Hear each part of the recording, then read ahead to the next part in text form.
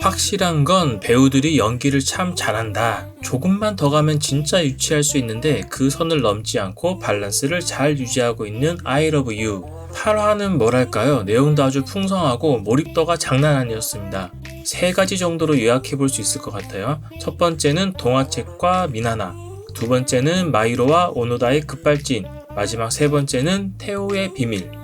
ある日少女は優しい心を持った少年に出会いました 두 사람에게는 여러 불행이 닥쳐오고 말았습니다. 소녀에게 주어진 운명이었습니다. 마음이 들리는 소녀라는 책을 유리가 보게 됐습니다. 운명처럼 끌렸던 그 책을 본 유리는 깜짝 놀랐죠.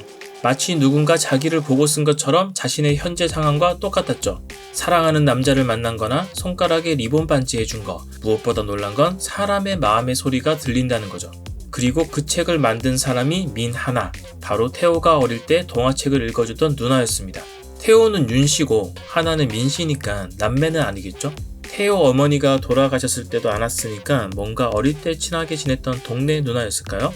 그런데 이 누나가 태호 앞에 얼마 전에 나타난 거죠. 그녀는 유리와 마찬가지로 마음의 소리를 들을 수 있는 것 같았습니다. 그렇다면 마음이 들리는 소녀란 책은 민하나 자신의 이야기를 담은 책일 가능성이 높죠. 마음의 소리가 들리면 모두가 같은 삶을 살게 된다. 이건 너무 비현실적인 이야기지만 아직까지는 민하나와 유리는 같은 길을 걷고 있습니다. 그렇다면 우리가 궁금한 건 이거죠. 책 뒷내용은 뭐지? 유리도 마찬가지로 책의 뒷내용이 궁금했습니다. 그런데 유리가 본 책의 내용은 충격이었죠. 두 사람에게는 여러 불행이 닥쳐오고 말았다. 그것은 마음의 소리가 들리는 소녀에게 주어진 운명이었습니다. 그 페이지에는 번개, 찢어진 돈, 그리고 뒤집어진 거북이 그림이 있었습니다. 뭔가를 예시하는 듯한 그림이었죠. 그리고 실제로 사건들이 터지고 말았습니다. どうしました？亀と雷ですよ 번개가 치고 카베상이 허리를 다치고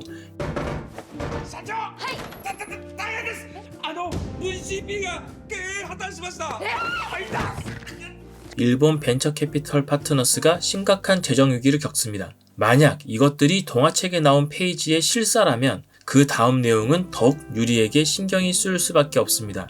소녀는 신에게 이 힘을 없앨 수 있는 방법을 물었고 신은 사랑하는 사람과 33초 동안 눈을 마주하는 것이라고 대답했습니다. 이때부터 유리의 고민이 시작되죠.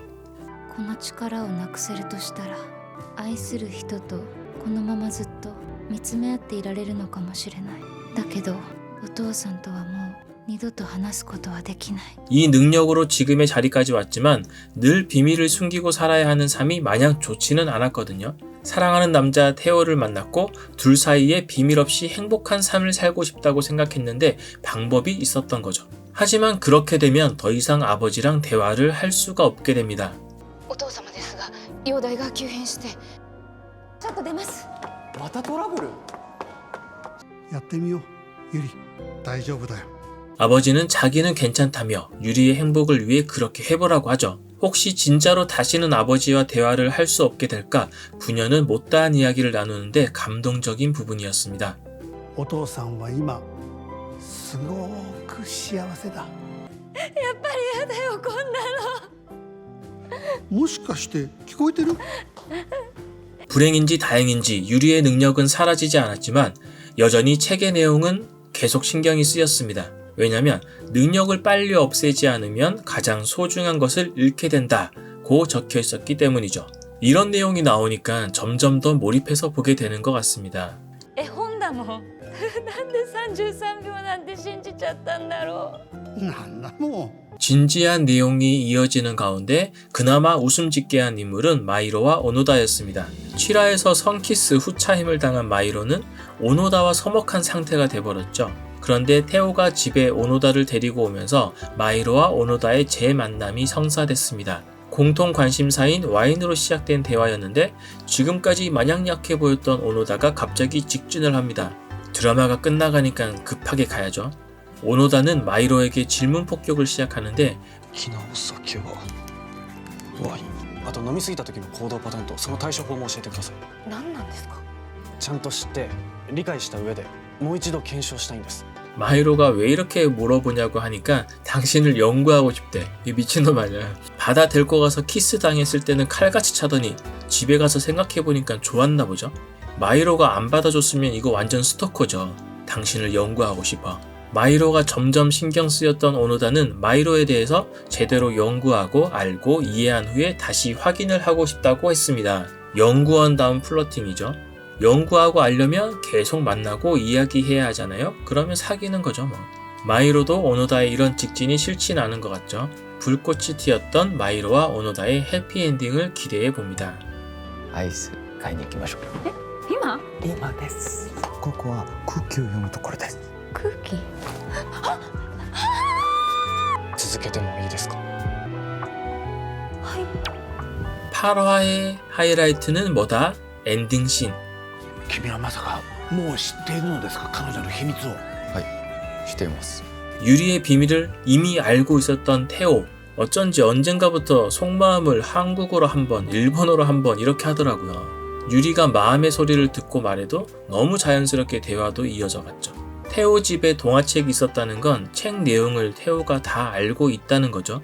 능력을 가진 사람은 가장 소중한 것을 잃게 된다. 지금 유리에게 가장 소중한 사람은 태오잖아요. 그걸 알면서도 유리를 계속 만나는 걸 보고는 교수는 태오를 불러 유리와 더 이상 만나지 말라고 하죠. 마음은 아프지만 아들 같은 태오가 위험에 빠질 수 있으니까요. 하지만 태오는 모든 걸 각오하고 유리를 계속 사랑하기로 합니다. もう決めたんです。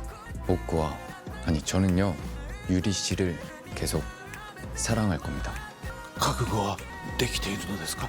9화에서는 미나나도 태오와 유리의 만남을 반대하는 것 같습니다. 책 내용과 같다면 하나는 힘을 없애는 방법을 사용하지 않았고 결국 가장 소중한 것을 잃게 된 것 같습니다. 그래서 같은 경험을 하지 않도록 둘 사이를 말리는 것 같습니다. 이제 딱 2화 남았는데 새드 엔딩이 될 것 같진 않죠.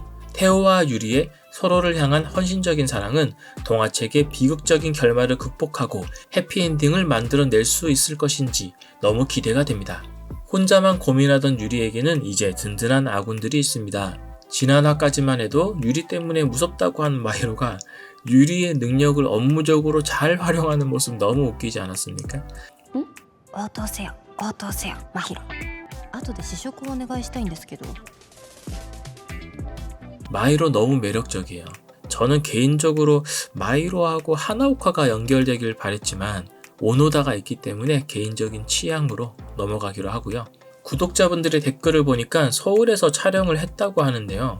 일본에서 헤어진 두 사람이 한국에서 재회를 하는 것인지 아니면 비극을 맞이한 유리가 태우를 기억하기 위해 한국을 찾은 것인지 남은 2화 기대해보면서 저는 방구석에서 계속 리뷰를 이어가도록 하겠습니다. 여러분의 구독과 좋아요 그리고 댓글은 저에게 큰 힘이 되고 있습니다. 実はもう一人彼女の秘密を知る人物がいます。彼女の恋人です。